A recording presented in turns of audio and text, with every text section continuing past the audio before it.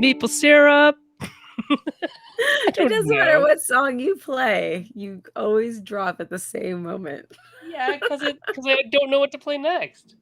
I gotta I learn love more it. chords. Learn more chords. That's my It only goal. means that you can get better. You'll get better. Right? I can only get Yeah. better from being so See, bad. in 10-second increments of practice. Well, when you practice only 10 seconds at a time, this is what happens, folks. So for But those of you guys, who are we there indulge it. We learning indulge like it. instruments, practice more than 10 seconds. Apparently that is the key to success. Hey everybody, it's Maple Syrup time, 9 p.m. Eastern Standard Time. Actually, it's still daylight time, I guess. I don't know. It's dark out there. That's all I know. Whatever, it's dark. It's super dark. So I'm assuming I don't even know when we change over time. When do we change over time, Erica? Uh, is it November?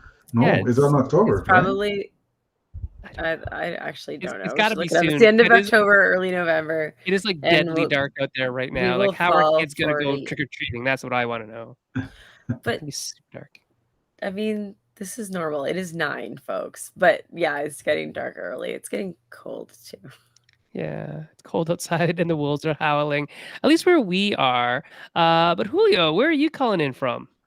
I'm in Asheville, North Carolina, and we've actually had 30-degree weather in the last couple days, so it's been pretty Everything cool. things have dropped. Yeah. Yeah, Yeah, so when you tell us 30-degree weather, it's like, hey, that's summer weather for us. But that's also yeah, Fahrenheit. We're thinking in Celsius. So there you go. Nah, right, right, he's right. Sorry, saying sorry. like I think low teens. Yeah, yeah, yeah.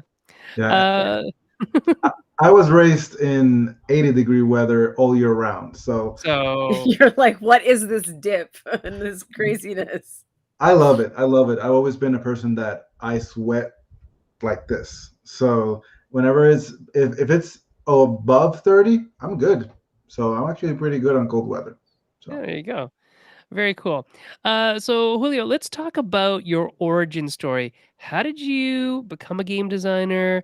Well, tell us about your games that you have first of all, and then say, how did I become this thing that makes games all the time? And you've got a couple out on the market already. You've got lots in the hands of publisher. I've never seen a designer like get as much interest as you just by putting something on the table. Um, Definitely, it's like maybe a toss up between like you and Sylvain. I don't think you know Sylvain, but Erica knows Sylvain. Oh yeah, And no, when his prototypes are done to like to the nines. Yeah, and so are Julio's. And so when I see Yeah. either of those two designers put their games on the tables, there's like this little kind of flock that kind of flocks around their table, and everybody looks and gives it a good look. So tell us about how you got into game design. Tell us about why you think table presence is a big deal, and we'll eventually get into your design philosophy. So let's get started. Take it away, yeah, Julio. yeah, sure. Thanks, and Erica. Well, first of all, my name is Julio Nazario. I'm originally from Puerto Rico, and I've been designing for a little over 4 years now. I'm the designer of Holy from Floodgate Games and Control from Pandasaurus Games, which both came out last year, the dreaded 2020. We'll get into that in a bit. The Uh, infamously dreaded Yeah, 2020. yeah, the year that shall not be mentioned. Yes, yes. But it's been a whole lot of fun these last couple of years. I just once I started, I just could not stop. And at this point, I'm probably over maybe 60, 70 projects that I prototype ideas, definitely in the hundreds, but projects prototyped and definitely got a couple of them signed. But it's just been a whole lot of fun, and for me, it's just my fun time. I basically don't have a lot of hobbies now because of it, but as long as I keep having fun doing it, I'll keep doing it. And so, what got you into gaming originally? Were you a gamer as a kid? Yes, yes. So I was a big video gamer. I had Nintendo and Super Nintendo, 64, and I'm 30 years old. So Nintendo 64 was kind of like when I already was kind of like a gamer, so I knew what I was doing when I was playing games. And I was always playing video games. I love the social aspect of sitting together with people on the TV and just doing things like I would when I was in high school, I would invite people and have 5 TVs playing Street Fighter, Super Smash Brothers, and that was every single weekend for like 3 years. I love that my parents let me do that. That was awesome of them. But when I graduated college, I moved to the U.S. because of my job. I'm an engineer, and I basically didn't have a lot of people to play games with, and I was never really a fan of playing video games online. It's definitely you can get a lot of different types of people there, and of course, even with my friends that I played at the time, it was definitely not the same. Mhm. So I just started searching around me, just game stores, and I saw this board game store near where I live that and I went to check it out, and it was just my luck that they had a little local board game convention going on for the weekend. Oh my gosh. And yes, it was like meant to be. And for that weekend, I played Ticket to Ride, I played Catan, I played so many other games that are classics, and I was hooked. And that was just for board games, but then I got into Dice Masters, which is a competitive game. It may still be around, but Eric Lang and Mike Elliott designed it, and I actually got very competitive. Like I went to Origins for my first time for nationals and worlds, and I got seventh place in the world for Dice Masters that year. And but after that, I was like, I think I did enough. I'm gonna do board game design as a main thing now. You were just voted as one of Michael Guglielmo's favorite humans on the planet. So I thought you'd like to know. Likewise, likewise. Thank you, Michael. There you go. So you started off as a video gamer. When you moved to the States, you started playing board games, then became a competitive gamer in terms of Dice Masters, went to Origins, placed really well, and then said, "I am giving up my mantle as a professional Let's role make gamer. something. Let's make something instead." Um, how did that start? What did you start out with doing? Did you like look at games and then copy some but twist it a little, or did you have like brand new spanking ideas out of your head? Did you make expansions? What did you do? So one of the things I got inspiration from originally was my job. So as a civil engineer, I work for the Forest Service. So I actually go out on the field quite a lot, and sometimes I drive 6 hours a day just going from side to side inspecting projects and so I got a lot of time to think. And of course I got to thinking. I was with a coworker one day, and we were at a timber sale where they sell timber and stuff like that, and he was talking about all these different types of trees, like a red maple, white pine, black walnut, stuff like that. And I'm like, all these trees have colors associated with them. Maybe there's a game in there somewhere. We were And literally just talking about that with the person we had an interview with earlier today. Like, there's a game, there's a game, there's a game. Just It's see everything all in a life. game. Yeah, Yeah, as you long sound as like you you're know how to actually position it. describing Bosk, to be honest. No, that's about the leaves, and Yeah, the true, little true, true. squirrels collect, and trails. This one was about the trees and collecting those as resources, and that Okay. was my first design, timber tactics. But from that first design, I prototyped it. My first prototype was crayons. I used crayons, and That's so awesome. and I enjoyed it. And between that first design, by maybe 6 months, I already had maybe 7, 8 designs that because I just kept having ideas, and I kept making them and try to get as much information on the industry as possible because at that point I had the weird opportunity of pitching to a publisher without even knowing that I was pitching, and from there I was like, maybe I could do something with these designs. Yeah. How did that happen? How did that come about? The weird opportunity that you had. So I mean I can say so I was in Tennessee and I was at this game store, and one of the customers there was a developer for Bezier Games, and they're in Okay. Knoxville. And I was just, hey, I know that you work for a publisher. Do you want to give me some feedback on this game? And of course, I had an NDA for him to sign and everything, like a good first time designer. And he was really good about it. But after playing it, he was like, this is pretty cool. I'll show it to Ted and see what he thinks. And it didn't come out anything out of it, but that whole thing of him being like, this is pretty cool. Maybe this could be published. I was like, ding. Your So that's a possibility. Someone yeah, Yeah. that's affirmed what I'm doing. Yeah. yeah, yeah, Validation. Hey, yeah. And this after that, I industry was like, needs let's do it. it. Yeah. Yeah. And it's so interesting that a lot of the things that happen to you are just kind of like happenstance. I happen to be at a game store, and there happened to be a thing, Serendipity. and I happen to be like, Serendipity. why were you in Tennessee? You live in North Carolina, Why were you Well, there, and why were you at a game store? well, I moved to Tennessee originally. Oh, okay, I see. Yeah, I moved to. I've been in North Carolina for 3 years now, but I've been in the U.S. for 6. Okay, so you're originally in Tennessee, and then moved to North Carolina. I get it. My But story of Julio's travels is now complete. Got We'll it. plot it for on a map for you as we you go. always Oh, have to. like Indiana Jones, and we'll have a plane coming over from Puerto Rico and landing in Red dash Tennessee. lines. But I Yeah. mean, you are role players, so you know that Yeah. luck is a skill. So Oh, you know what? It's all about not only just opportunities, but then going after them, Yeah. right? It's like realizing that it's like, oh, look, this random thing just happened. All right, let's go with it. Yeah, yeah, a lot of and people will say that about this industry is that a lot of it is, who you know, a little bit of luck, a little bit of right place, right time. Even with things like you were talking about before, Julio, when you said, and my game's released in 2020, 2020. that can be like a unfortunate thing. And we were talking just before we went on air about a game that one of our friends designed that had a name that was very similar to a game that came across Erica's desk.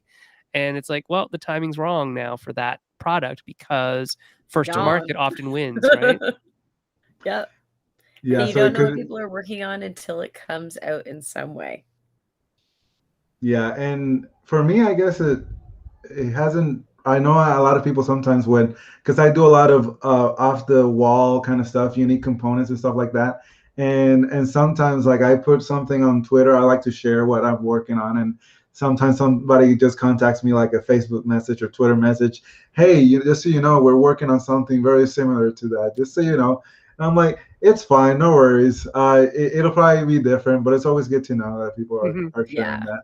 And these things happen, you know what I Yep. mean? But I think that's also why it's good to be like, I know people are being, and this is like, an early thing when you start, you're like super secretive and your ideas are like all gold somehow, but it's actually better to share. It's great to see what people are up to. It's great to know like if directions are right Yep. because there's not a lot of feedback in our industry. You know what I mean? And we Yeah. kind of really should be supplying more to each other. Yeah, a little sanity test as to whether or not that is a good idea. And sometimes it depends, right, on what your end goal is. If your end goal is to get it published, then that's a very different game than a game that is going to be self-published, which is a very different game than a game is just for my friends, which is very different than a game that is just like an exercise to, work out some math. So, I think there's a lot of stuff there. So your origin takes us now into your design philosophy, Julio. Can you tell us, what makes a Julio Nazario game indelibly a Julio Nazario game? Um, I guess so far with the games that have been released in my name, I like to have uniqueness to the game, and a lot of the times that uniqueness comes with component use and how to use it, and just unique components as well. So with Holy Festival of Colors, that game uses a three-tiered board, and the point of this, you've got the table presence of it. But as a philosophy, I've always had, okay, it's not just about table presence, it's about using that table presence to the benefit of the game, either mechanically or gameplay wise, or just the experience wise, for that to benefit the game and not just be something visual. Because obviously, visual is something that can benefit a game. But if I can have the same game with cards, is it worth doing in a sense of is it just going to be better? Can it be the same experience with just a deck of cards? Then let's do a deck of cards. Um, for a Holy, for example, it was you're using the verticality as part of the puzzle. If, Right. if things are placed above, they fall below, and you visualize that. and that board helps you do that. The original prototype of that actually was using the box as part of the game, because the theme for that was the world tree, and you had the table, the insert, and then the top of the box as the leveled, and then you had the roots, the trunk, and the branches of the tree. So I wanted to use the box as part of the component for the game, because it's the most expensive component and is the most Literally underused. is. So people out there might not know that, but boxes are real expensive because Mhm. they have to be made of thick card. They're fully manufactured. They're printed. They're wrapped, and they are expensive.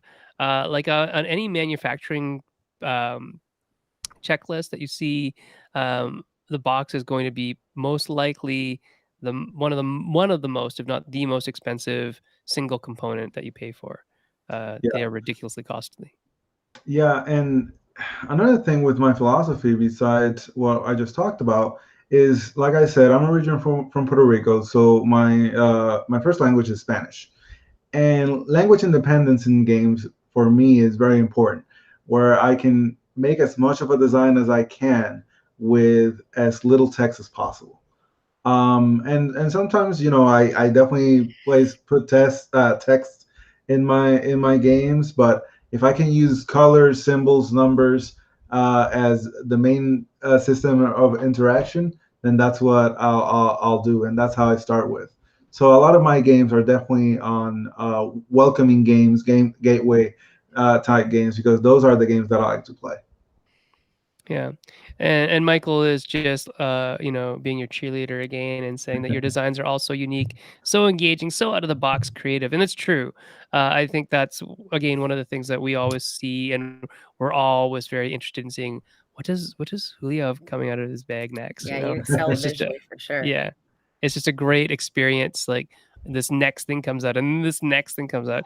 And I remember when I met you at, I believe it was probably Proto ATL, where every game that came out of your bag was like just bigger and bigger and bigger, and just like more and more impressive, and just more and more stuff on the table. It was just really a cool experience. It's like Santa bringing out his bag and bigger and bigger presents coming out. So that was fun and cool.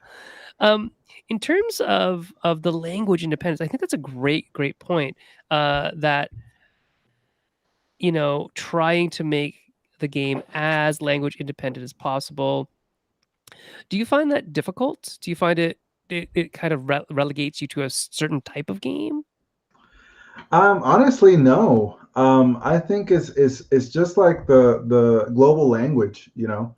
I think there's so much you can do with just those main components, symbols, colors, numbers, and gameplay. There's so much you can do, and your audience just expands because of it.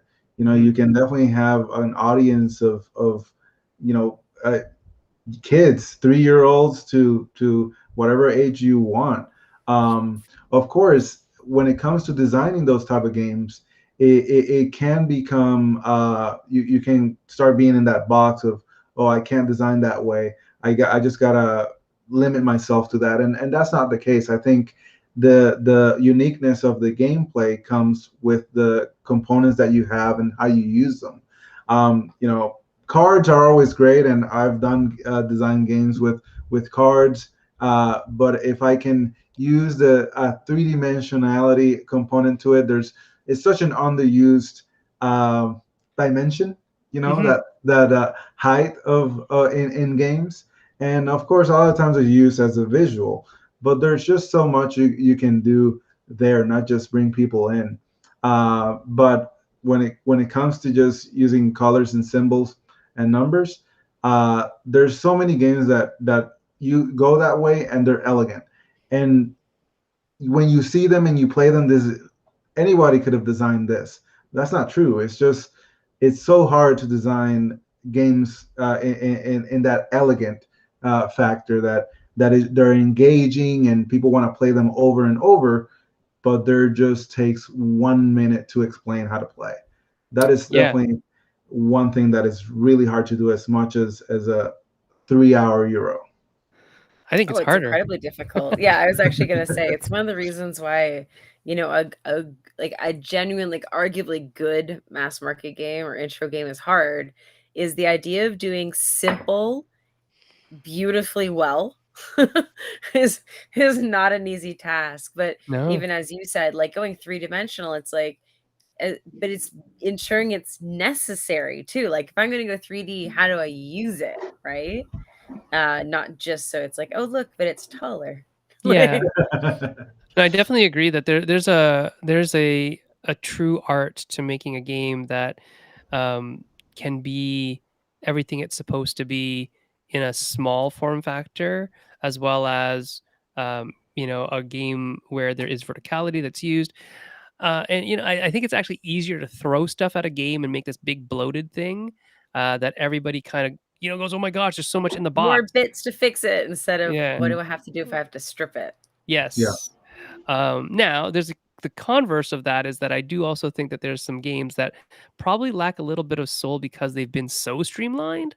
But there's this fine point, and I think that's where playtesting, development, all that kind of stuff comes into the equation, where something can feel good and organic and complete, but still be elegant and smooth running and streamlined and all those things, and maybe still have some verticality on it. And I think all those things are accomplishable.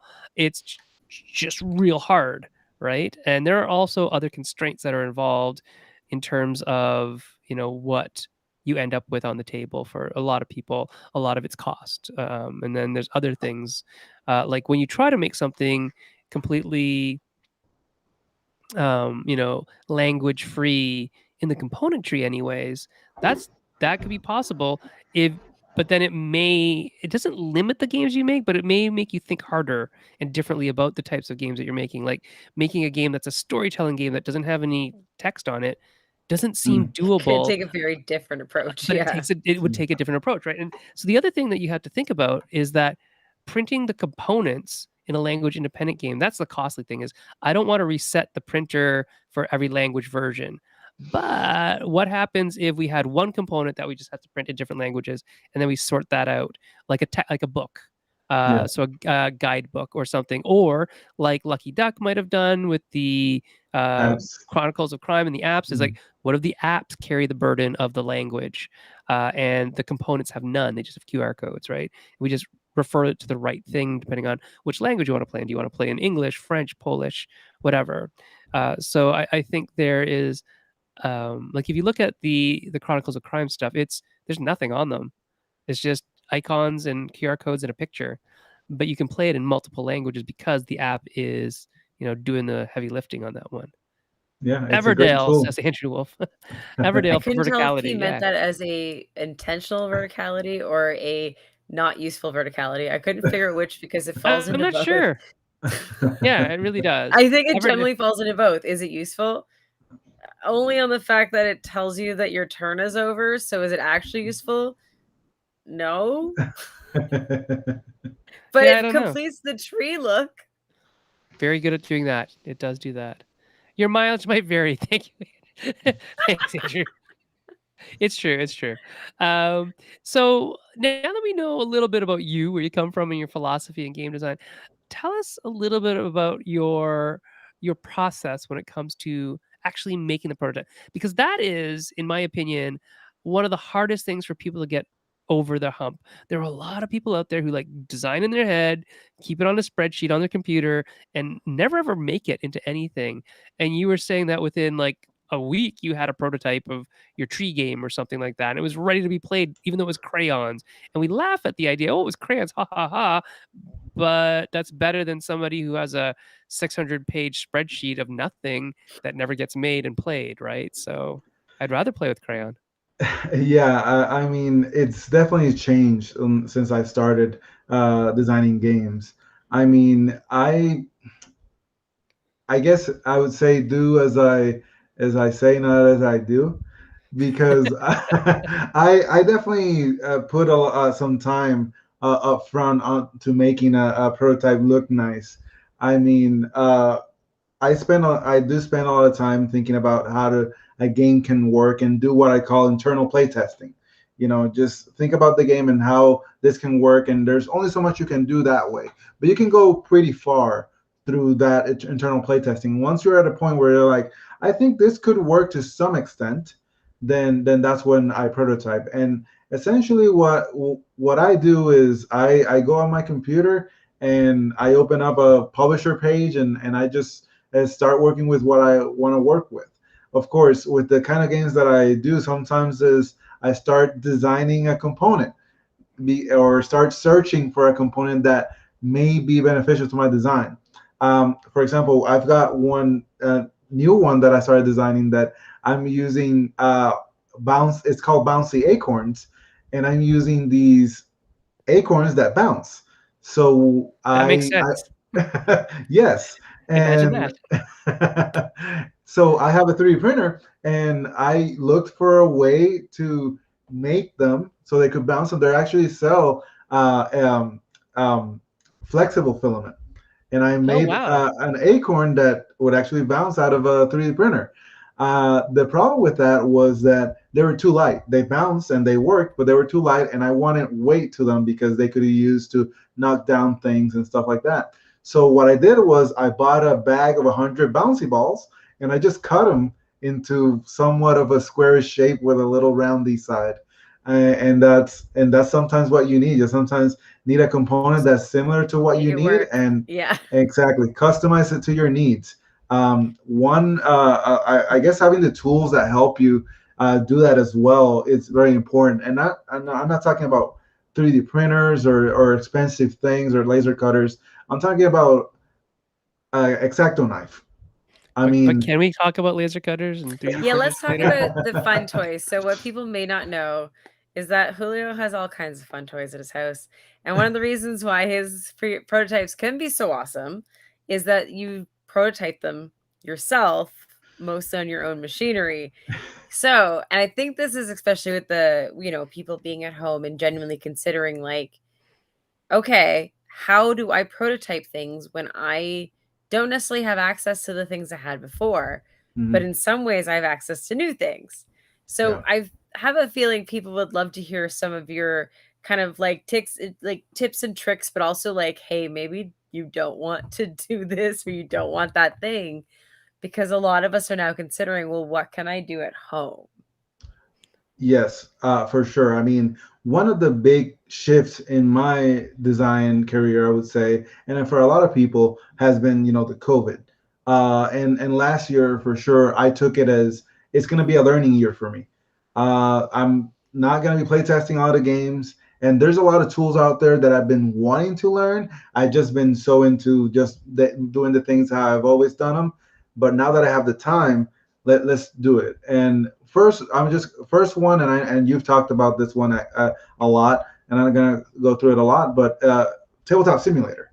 Tabletop simulator is the ultimate prototyping tool because you can make a digital prototype of your game without spending $10 because sometimes they have it 50% off, $20 That's at right. most.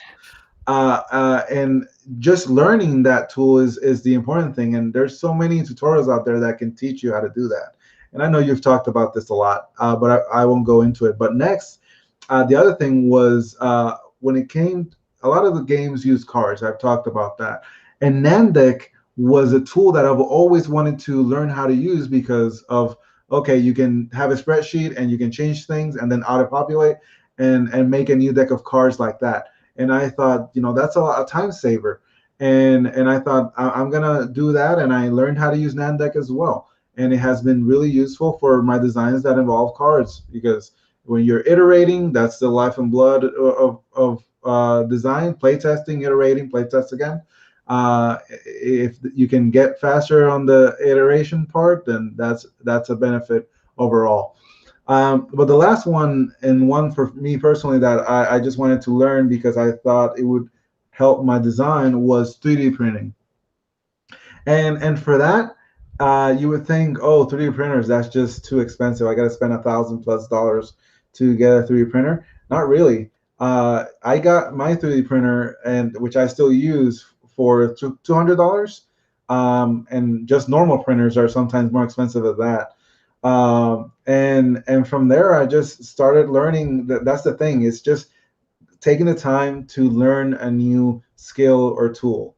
And for me, as an engineer, I've always been very good in visualizing the things in a three-dimensional space. So and being able to use AutoCAD helped a lot. But I found some cool tools on like my iPad that you could design. It's called Shaper 3D, and that tool has been so useful for any model that I've been able to make and print.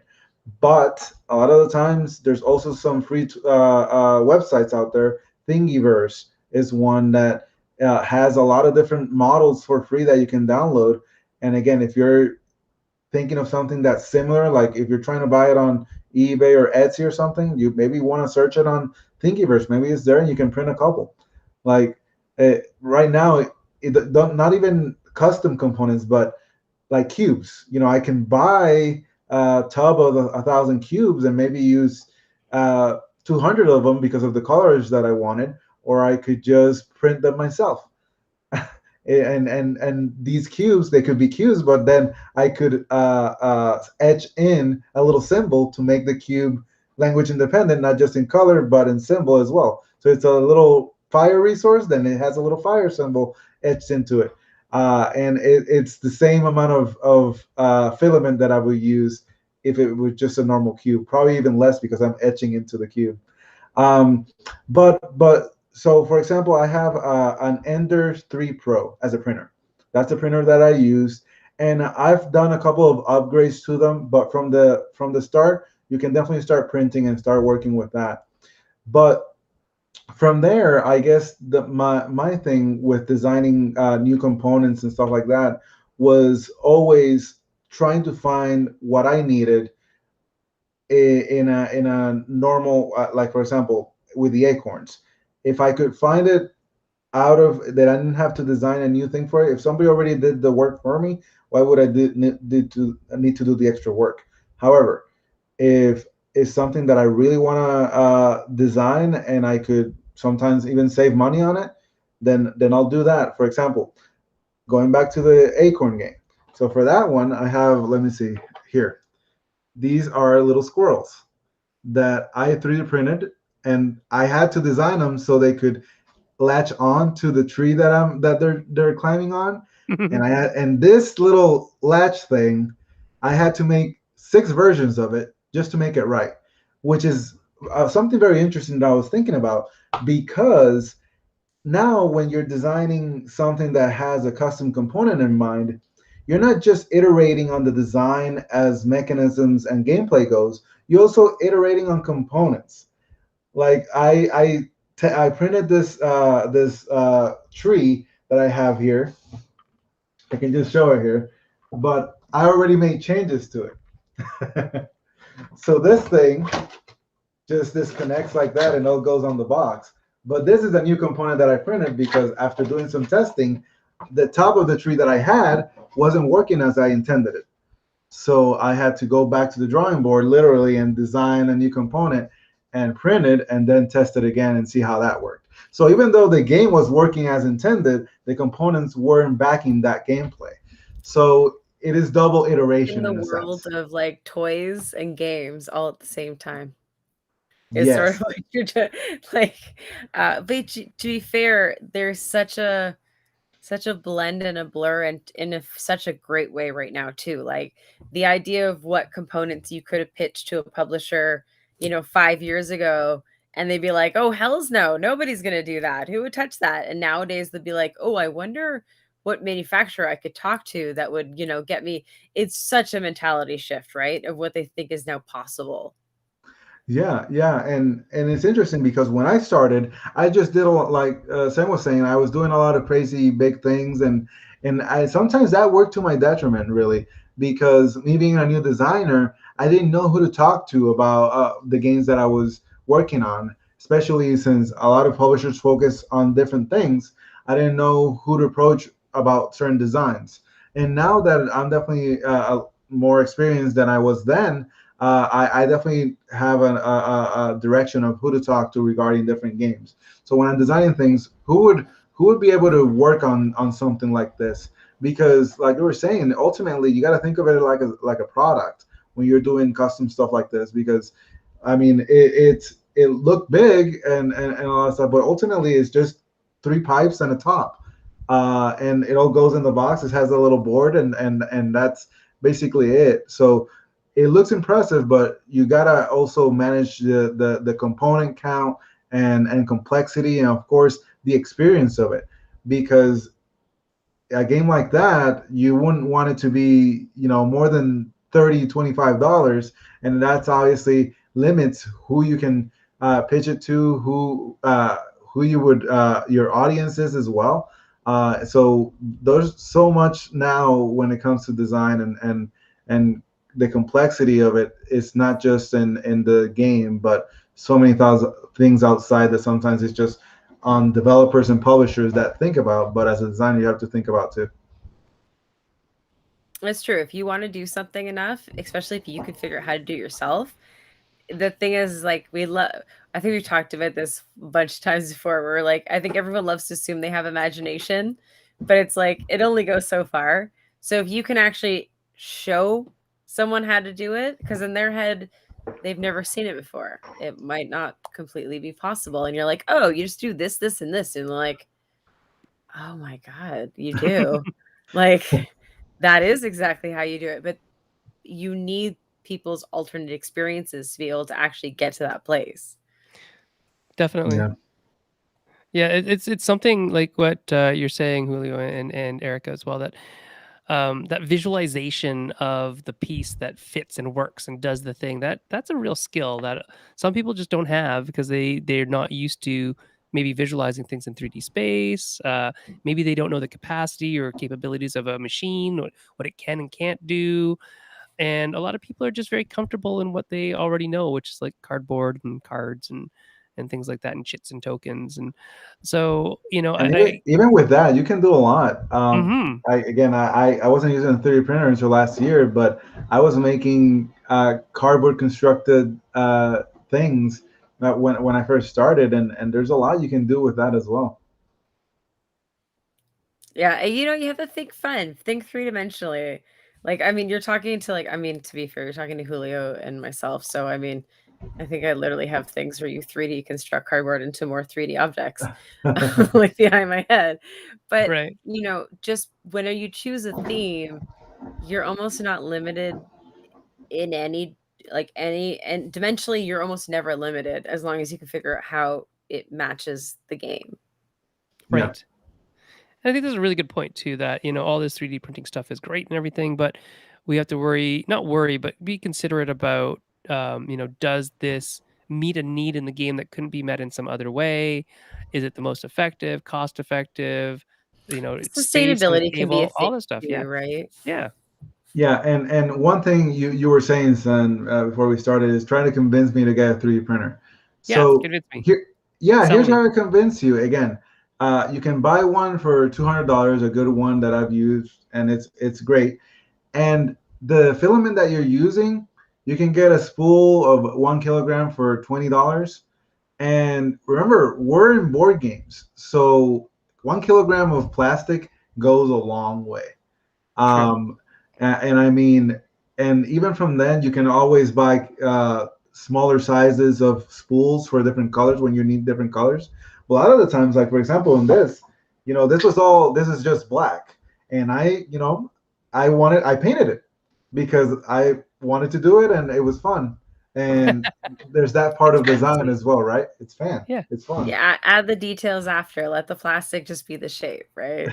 yeah. Yes, yes, yes. So, and I think you as well as Erica, you also deal with three-dimensional space, and I think it can definitely push your designs in a wider space if you just give it a try. I mean, like I said, there's Shaper 3D. That's a free app that you can download. It has a free version of it, and you can try it out even if you don't know 3D modeling. It makes it so easy and so much fun. Again, the barrier to entry is really low, and a lot of times it's just on people taking the time to at least learn it. So There's a message for you. That's my dad. Hey, Ah, that. That's Hola, awesome. papi. The thing I really need to be sold on for 3D printing is the maintenance and the calibration. I dislike that kind of stuff incredibly. So you have to sell me on that, Julio. It's your job. Sell me. Yes, Why yes. why should So I get it? Can I get one that doesn't require as much? I mean, yeah, you can always get a more expensive one. Ooh. That 200 to 500, 1,000. You can definitely get $1,000 one that the calibration is not as bad. But a lot of times, like mine, for example, I bought like better springs. I Mhm. bought a glass built surface, and those little upgrades. The springs are what, $5, and the glass surface was $25. And again, over time, as you learn the tool and you start thinking, okay, I'm going to be using it more and more, then that's when you start investing. But the barrier to entry is low. So once you try it and you think, okay, I'm definitely going to be using this more, then that's when you start doing those little upgrades that can help you lower that maintenance part of it. And even as little things that have happened, I have had to change my little tubing that puts the filament in the extruder thing, and those little things happen, but they don't happen as often. Like anything, if you treat it well and don't leave it, heating up the filament for hours before starting deciding to print, stuff like that that are obvious to some people, right?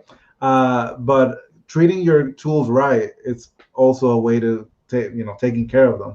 But like you said, you can always start. Your barrier to entry could also be higher. You want to get a more expensive tool that can alleviate that maintenance, then do that as well. But hey, you've probably spent $200 on things that you probably never even used.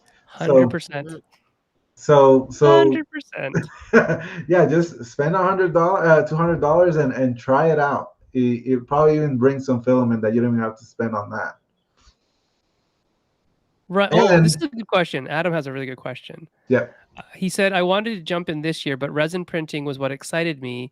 And because he doesn't have a garage or adequately vented area, plus two people working in the house, he said, forget about it. That's another question I had for you about the difference between resin and the other type of product, the different types of printing, and then what are the other requirements in terms of space and ventilation and curing and all that kind of stuff. So give us a little bit of drop some knowledge on us. Yeah, for 3D printing, it's interesting because it definitely resin printing is something that I have done some research on, but I haven't really meddled with. I know it is definitely a much faster type of printing, and the quality of the components are better as well. But as Adam was saying, you're basically using lasers to heat up component more than uh, I think 400 degrees, which creates some fumes that can be harmful. And even with normal 3D printing, that can happen as well. But it's definitely on the lower end. But the cool thing about filament printing is that you have different types of filament that you can work with. So I'm gonna go through different names and acronyms. So the first one I would say it's called PLA.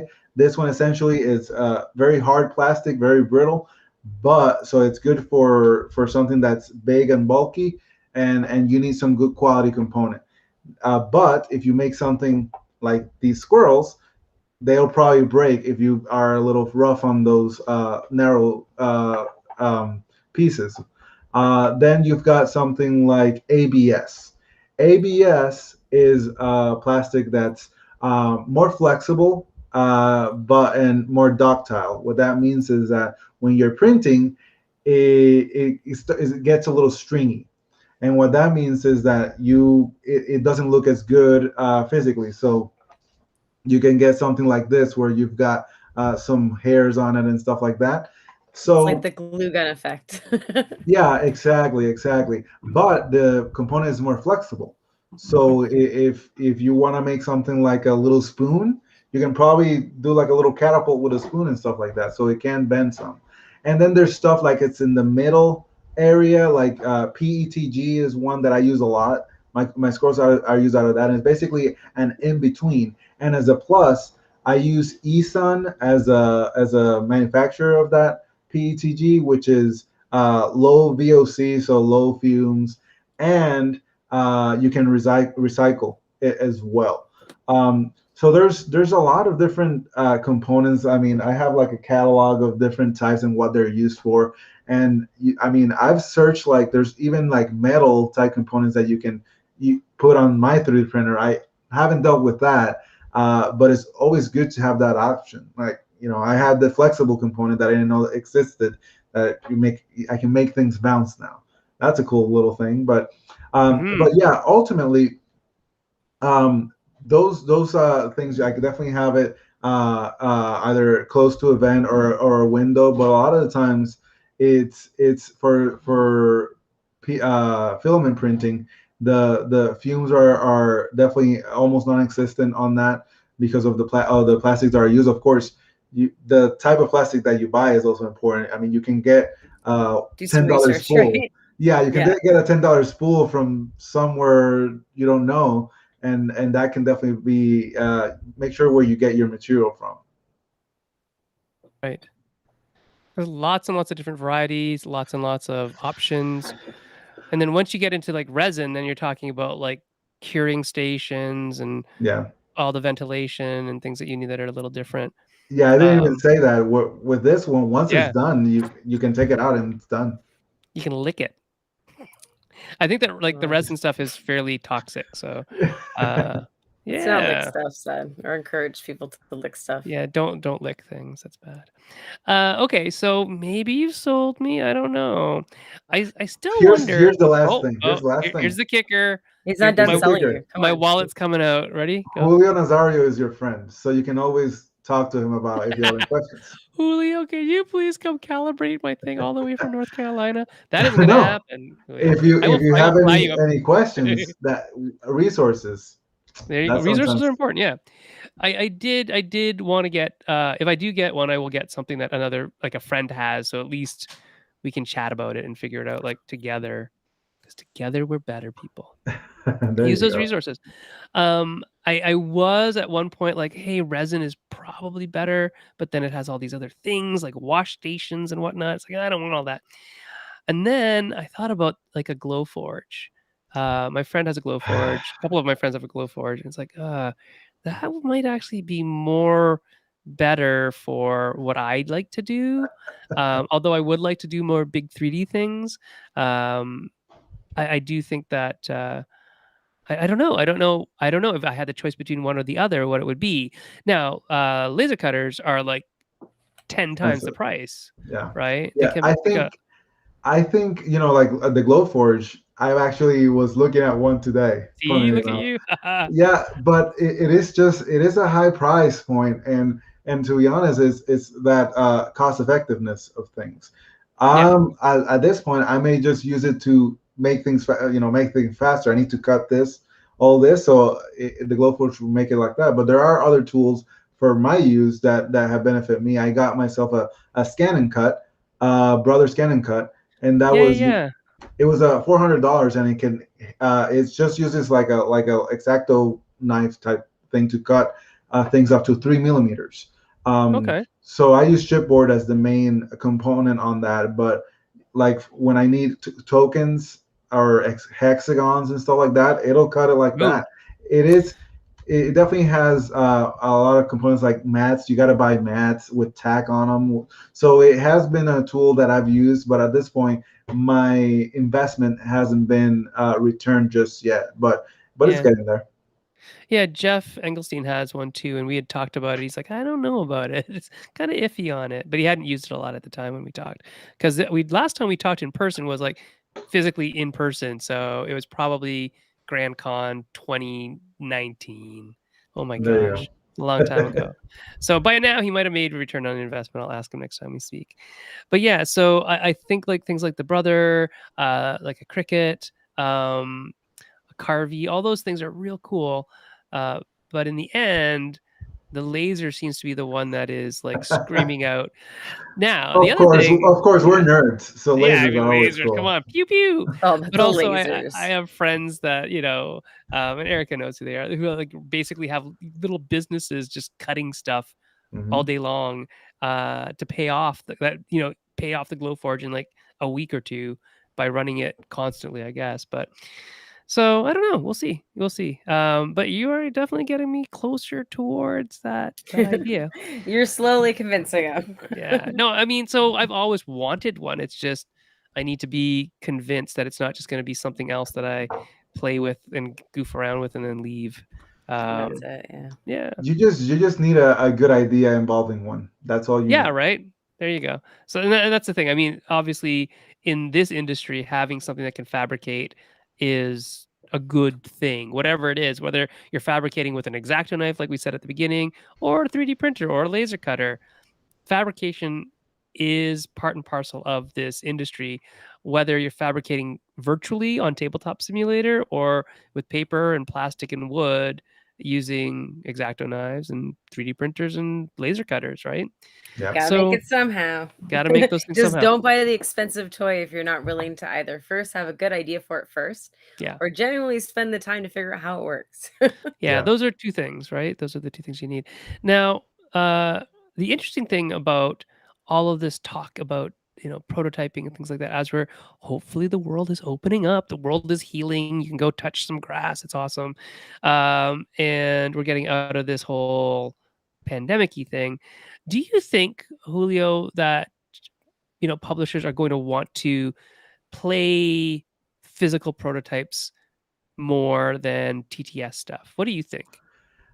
For sure. I think TTS is a great tool, but I was saying maybe a year ago that the age of flat games is coming. It's coming at because a lot of the people that have been designing are limited to TTS last year and this year. So those games will start getting published soonish. 2 Right. years from now. So that is going to happen. But at this point, there's definitely people are exhausted of just looking at a screen playing board games, where what originally brought them to the industry was sitting together around with other people playing at a table.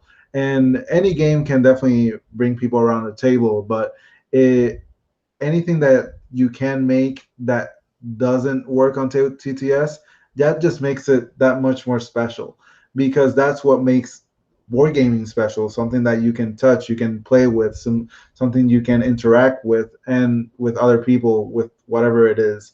So if if you make something that only way to play it is in person, then I think that that's something worth trying out. Especially with now people, they're like, okay, well, I've seen 101 different games like this one through TTS, so it's all a blur now. But if you bring something in front that you can never make on Tabletop Simulator at this point, or any of the other programs, then that's something that at least piques people's interest. So I know a couple years ago that was definitely it, but now that people have wind down on those table presidency games, I think it's definitely going to come up soon again as well. But I say table presidency with my philosophy, not just visual, but something that's useful to the gameplay of the game.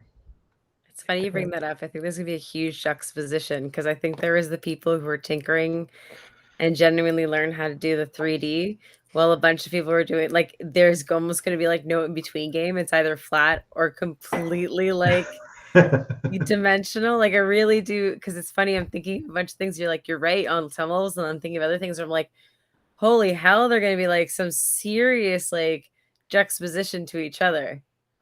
Yeah, yeah, Like, and you're probably seeing that too, as from the publisher side. it's interesting. I'm thinking all the plastic and yet all of the at the same time games that are like, it's just cards. Like Hmm. Yeah, I mean, there's definitely publishers out there who say we can't sell just cards. Like, what's that going to look like? It's not going to look like anything as we're trying to sell it. And then there's other publishers that are like, we can't make that big thing. So a give us lot of the it is going to cards. be, yeah, a lot of it's going to be finding the right publisher for your game. Even that in general is a good idea for those of you who haven't pitched to other people before, is doing a little bit of research on what types of products publishers make in the past. But don't limit yourself to that. You can also ask them, hey, are you interested in something like this? Um, because some publishers are moving into bigger things. They want to have more three dimensionality. They want to have more non-traditional styles of games. So you can always ask. It doesn't hurt anybody to ask, right? Yeah, ultimately, you definitely want to stand out in some way, and if that way to stand out is not just visual, but part of it's unique in the game, and people are attracted to it in different ways, then yeah, that's definitely something that publishers are going to be looking for. Yeah. Let us know about your upcoming games, Julio. What's coming up for you? So with the pandemic, a lot of the things got held up, and I think next year probably I got a couple games coming out. I know that there's two games coming out from Indie Game Studios. Uh, there's I just can't talk specifics, but there's Academy Games has one. I've actually got something cool happening like this week with a interesting project involving Puerto Rico. So it's just been a roller coaster on that, but it just sucks. I can't really talk about anything specifically, but just keep a lookout for my Twitter and whatever I'm working on. If I stop talking about it, maybe that's because for some reason or another. Um, so Been that's picked kind up. of how that works. Yeah. Yeah. I think we're winding down to the end. Did we We want to? are. All right. Well, Julio, we usually ask for one piece of advice, which you can think about, kind of like if you want to summarize Yeah. or give, send one last pitch for a 3D printer. Yeah. Well, Sen is going to read just a little bit of our kind of spiel at the end here. That's right. So before we do that, let people know where you are available on Twitter. Yeah, so I'm at Hunasaru. That's where I always share whatever I'm working on, and it's if you're wondering what I'm talking about, there's so many little cool things. I don't really post a lot, but when I do, I try to make a splash. There you go. And what does that mean? Um, s- for example, I maybe post every other week or so, but when I post something, it's something cool that I've been working on, and I just can't wait to share. Right, right, Uh, right. my nearest one, bouncy acorns. I shared that, and then I had a cool component for freehand and some. It's always game related. That's another fun thing. Yeah. It's not going to be about you complaining about, David Chappelle or something like that. Okay, cool. No. Where can we find you, Erica? At Erica Buyuris. Excellent. And I can be found at Senfeng Lim. Alara can be found at TT Void. She'll be back with us in the new year. And you can find Meeple Syrup at Meeple Syrup. So the show goes on. And to keep the show going on, please consider following us and supporting us through Patreon, patreon.com/Meeple Syrup. You can, sign up at any tier level and we'll continue to support that as much as we can. We actually are, I was thinking today, a lot of people are asking questions about how Alara and I do development in terms of the vision document that we use to align um, our our developmental goals, our development goals for the game with the original designer's vision and the publisher's vision and all these things. And while we can't share that specific document because it's a proprietary document, we can make an infographic about the theories behind it. And so we might be able to help out with that. So that might be one of the things we're making this year as well. We have a lot of ideas in our head. It's just without Alara here in Ontario, it's real hard to get everything done, even though the internet's the internet. It's just running on different time zones and space and time. It's all wibbly wobbly. So you get it. All right, Julio, give us your final piece of advice. Ready? Go. This is a simple one. It doesn't matter what situation you're on, as a designer or as a person or professionally. If you can learn a new skill that helps you in your design or your personal life, then do so. There's only so many things we can do to go against that. So any no excuses. There's learn a new skill, and that can help you in whatever you do, especially if it's in your design stuff. What if your brain is full? My brain might be full. Does that happen? Yeah, I think it's Does because that we're happen? doing too much things. Yeah, it's I loved it when I heard you telling your stories about, well, I got a year kind of not going to conventions, so I'm going to learn stuff. I thought yeah, that is such an impressive way of looking at that. Whereas a lot of the rest of us were like really sad, like I'm sad because I'm not going there. Where you said I'm going to choose to look at this as an opportunity. And that's really positive thinking. So thank you for that. That was great. Next week on the Maple Syrup Show, we have a special guest. Well, they're all special. Julio's very special. We have a special guest next week, Emily Willix, on rules, writing, and editing. Emily has burst onto the scene. Small Furry Games is her label. She lives on a boat. It's kind of cool. And there Hmm. you go. We're going to talk with her about her ideas behind rules writing and editing.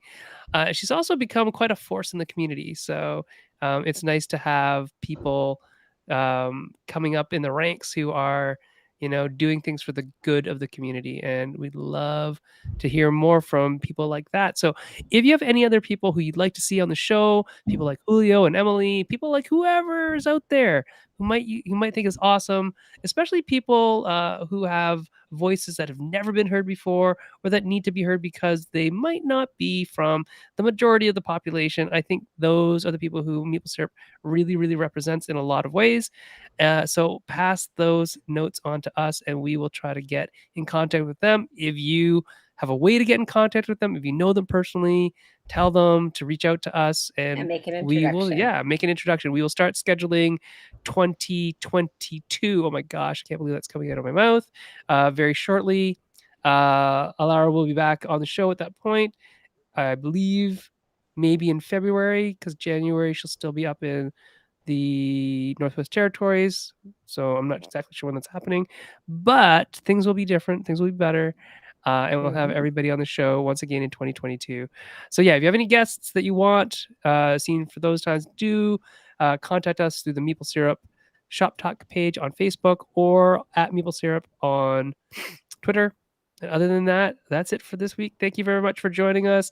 Michael, Adam, Helena, Esther, Ernesto, Amy, Ty, Andrew, everybody that was here today. Thank you so much. And we'll see you all next week with Emily Willix. See you night later. all. Bye. Bye. Night.